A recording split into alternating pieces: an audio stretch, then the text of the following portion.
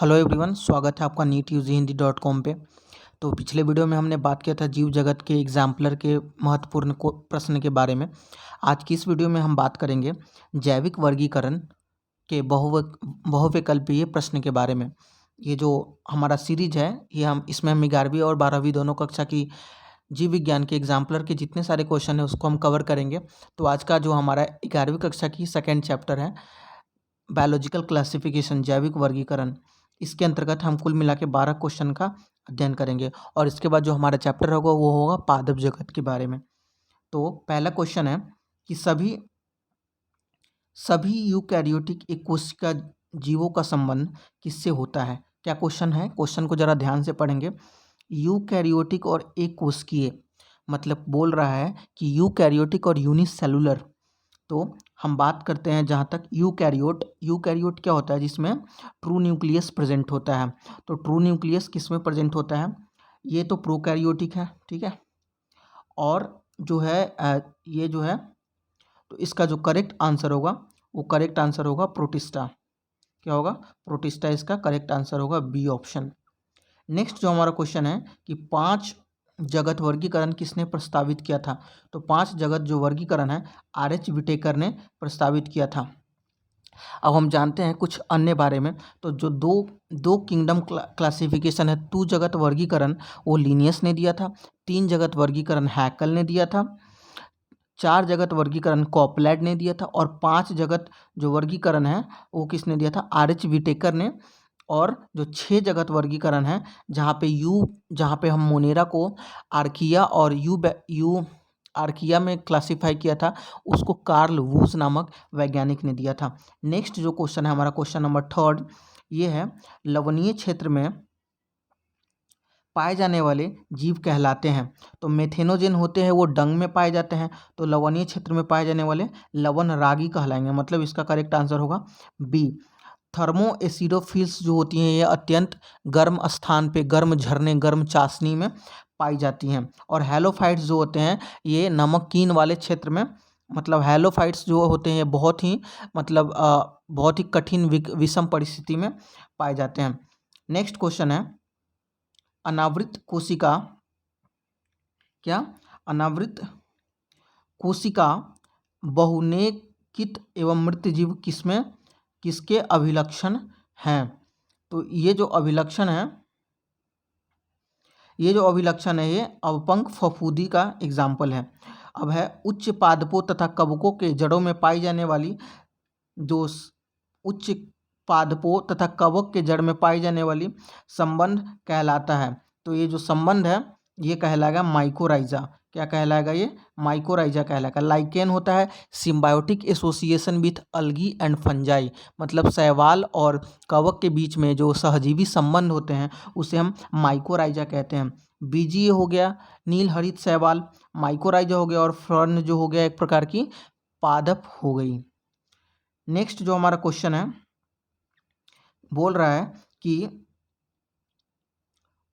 केंद्र युग्म का निर्माण तब होता है जब, केंद्र युग्म का निर्माण कब होता है, जब 2 अगुणित कोशिका में परस्पर तुरंत संलयन नहीं होता है।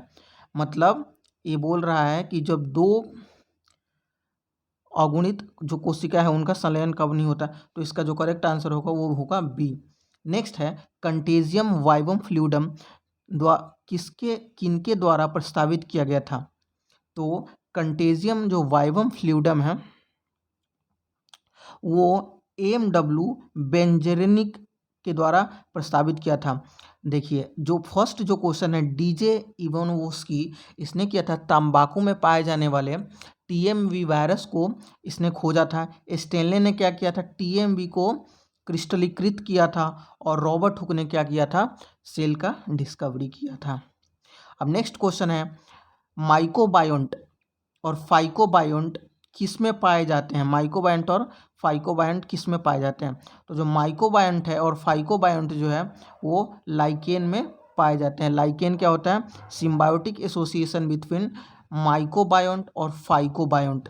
जो माइकोबायोंट होते हैं वो कवक वाले पार्ट को माइकोबायोंट कहते हैं और शैवाल वाले पार्ट को क्या कहते हैं, फाइकोबायोंट कहते हैं। नेक्स्ट क्वेश्चन है, विषाणु तथा वायरॉइड या विषाणु में अंतर होता है।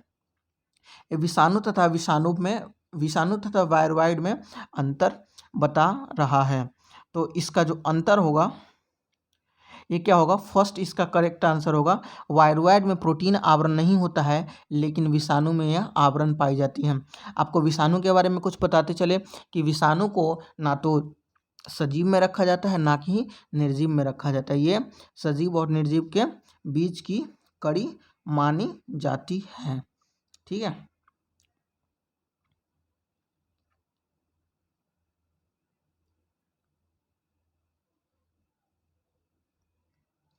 नेक्स्ट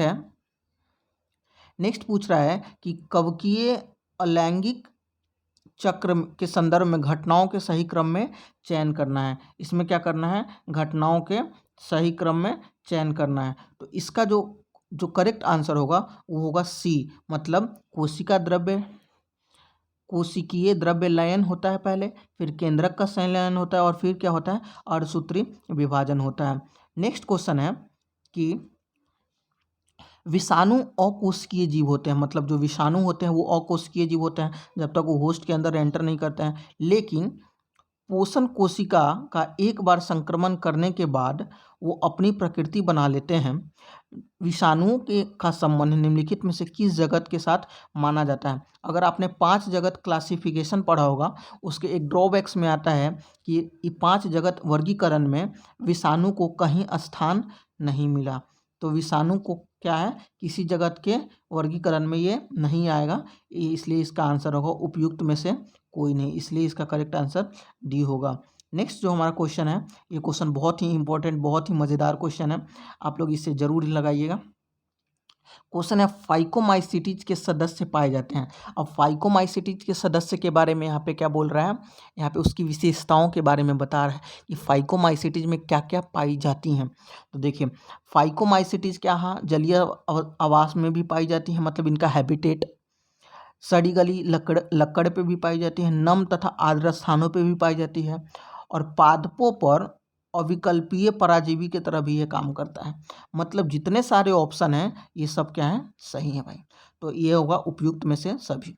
अगर यहाँ पे कहीं से मेरे से गलती हो गया हो, क्योंकि लास्ट जो क्वेश्चन था उसमें, जो लास्ट क्वेश्चन था उसका मैंने, लास्ट जो चैप्टर था जीव जगत, उसमें मैंने एक क्वेश्चन का सही से एक्सप्लेनेशन नहीं किया था, इसके लिए मैं क्षमा प्रार्थी हूँ, क्योंकि उसमें फ़ोन का स्क्रीन बहुत ज़्यादा घूम रहा था इधर उधर, इसलिए। तो आज हमने कुल मिला के ये जो 12 प्रश्न को कवर किया, उसके बहुत ही ज़्यादा इंपॉर्टेंट क्वेश्चन है ये, क्योंकि आपके एग्जाम्पलर से ये क्वेश्चन लिया गया है। अगर आपने अच्छा से टॉपिक को पढ़ रखा होगा, बायोलॉजिकल क्लासिफिकेशन को, जैविक वर्गीकरण को, तो आपसे ये क्वेश्चन ज़रूर सॉल्व हो जाएंगे। अगर सॉल्व ना होते हैं तो इसे सॉल्व करने की कोशिश करें। और हाँ, हमारे यूट्यूब के चैनल के अगर वीडियो आप देखते हो तो वीडियो को सलमान खान की मूवी के जैसे नहीं देखना, आपको कैसे देखना, कॉपी पेन उठा के और बिल्कुल सही तरीके से, हाँ, इज्जत से नोट्स बनाने हैं उसके, और क्वेश्चन को सॉल्व करना है। तो आज की जो हमारी वीडियो है यहीं पे ख़त्म करते हैं। बहुत बहुत धन्यवाद आपका वीडियो देखने के लिए। अपने तथा अपने परिवारजनों का इस कोविड पैंडेमिक सिचुएशन में ध्यान रखें। बहुत बहुत धन्यवाद आपका वीडियो देखने के लिए। Thanks a lot, thank you so much.